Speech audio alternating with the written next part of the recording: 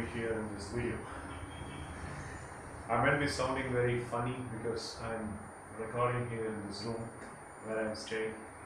And thanks for joining me in this video because it requires a lot of patience and tolerance for listening to me one more time after listening to me for the whole day in the college campus. You're so fortunate that you are getting that psychological therapist information in this way, because when you are listening to that in this way and when you are trying to get the information in a video, it is much more precise.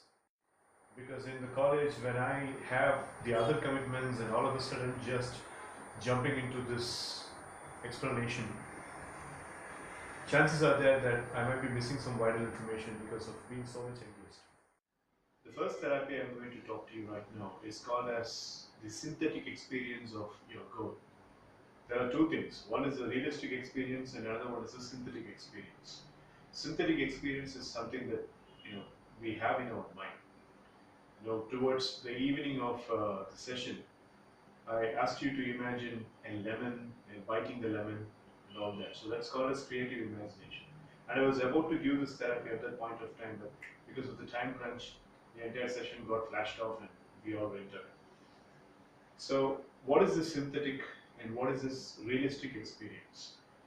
Now you will be shown a picture right now. Take a good look at the picture and you'll be able to understand the difference between synthetic experience and real experience. So here's the picture.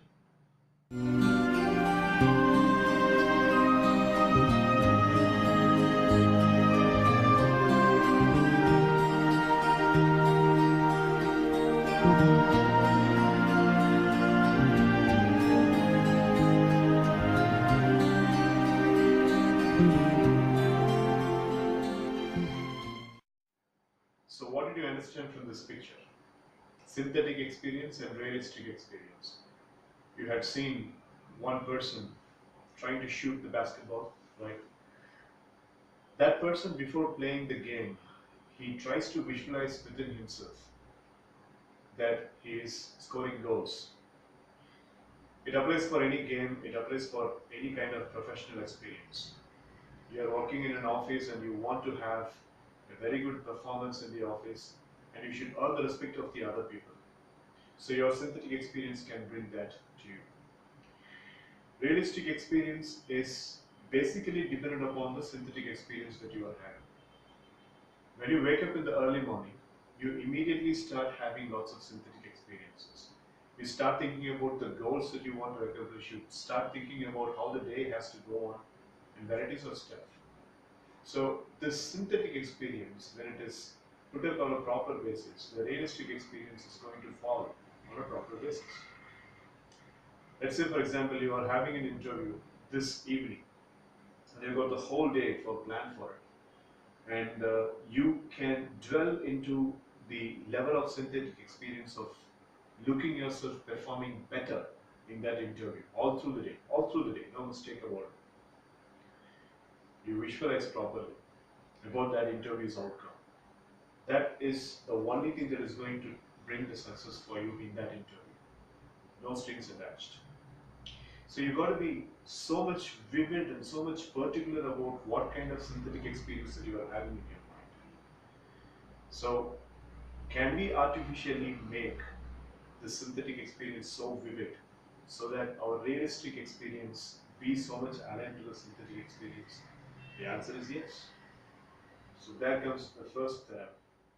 It's called as mental rehearsal. You're supposed to do this mental rehearsal every day morning. When you wake up, you're supposed to do this mental rehearsal. Well, there are two ways of doing it. Let me first explain the first and supreme level of doing this mental rehearsal. Second one is kind of ordinary thing.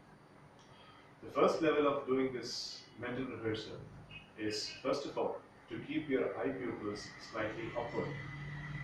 There are two things, sensing and seeing. Now, let me bring to your notice another picture which will talk about the seeing and sensing. Take a look at this picture.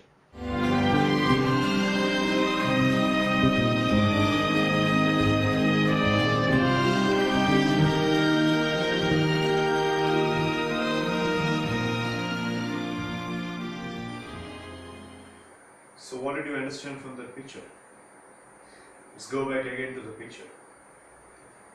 You have your brain and you have your normal pupils.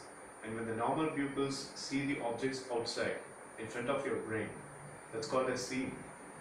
But when the pupils are slightly upward and if they are really orienting itself slightly upward to an extent of 20 degrees and then you close your eyes, that's not seeing, that's actually sensing. For reasons unexplained in researchers, your mind properly works when the pupils are slightly upward for 20 degrees. So this is the first step of the exercise. You have to keep the pupils slightly upwards and close your eyes. Not to an extent of keeping the pupils very much upwards and invite yourself a headache. No, that's not the notion out here. Just 20 degrees. I mean, if I keep my index finger on your forehead and if I ask you to look into my index finger without tilting the head, how will you raise your pupils? Just like this, that's all. And close your eyes. That's the degree we are speaking about. To be very specific with you, when you look into this, when you have this pupil slightly upward, you are going to reach the alpha level of the brain. And the alpha level of the brain is very powerful. So this is step number 1. Keep your pupils upwards, close your eyes, and comes the step number 2. Count from 100 to 1 backwards. 100, 99, 98. Don't worry, I'm not going to complete this entire counting. The demonstration is because I want you to observe the speed. There has to be at least 1.5 seconds gap between the counting. 100, 99, like this. The pace should be like this. Not like 100, 99, 98. No use. So you count from 100 to 1 backwards. The moment you reach 1, you have reached the alpha level of the mind. Because you would have arrived at a plainness of your brain. That's actually called as alpha level of your brain. And in the alpha level of your brain, you can do plenty of stupendous things. So comes the step number 3. Just a while ago, we spoke about the synthetic experience and the realistic experience, right? So being in this alpha level, I want you to visualize your goals. I want you to see the goals that you want to accomplish for your life. What you would like to become as? Whom would you like to become?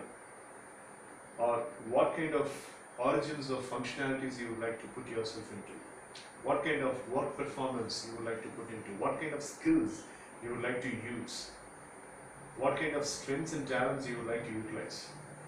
So you got to be very much clear about it.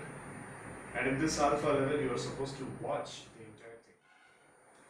Just have the synthetic experience, just like the basketball player visualizes the whole game in front of his mind's eye, and he's getting this details of this mental picture, and he feels it. And he naturally replicates the same kind of performance when he comes to the basketball court. We saw in that picture, synthetic experience and realistic experience both having the similar kinds of details in that cartoon. Likewise, your mind has to vividly imagine what you are going to do 2 years later, 1 year later. You are the final year engineering student, you are the final year arts college student, whoever you are, what are you going to do next year? You have to see that on a vivid basis. Detail is very important. Feeling the appropriate feelings is very important. And when you do this synthetic experience becomes so rich, and your brain gets the level of information, and your realistic experience becomes so much aligned along with the synthetic experience. And when you repeat this for more than 20 days, 30 days, every single day during the morning time, if you are repeating this, just closing the eyes, having the pupils upwards, counting from 100 to 1, and running over the theater into the mind, and watching your mental movie of how you would like to achieve in your life, how you would like to accomplish your goal. Make it as a habit and make it vivid every single day as much as possible. You are moving closer to your goal. So many of us don't have the habit of doing this. That's where the problem starts. So I want you to do this mental rehearsal program every single day. This is the first therapy I wanted to give.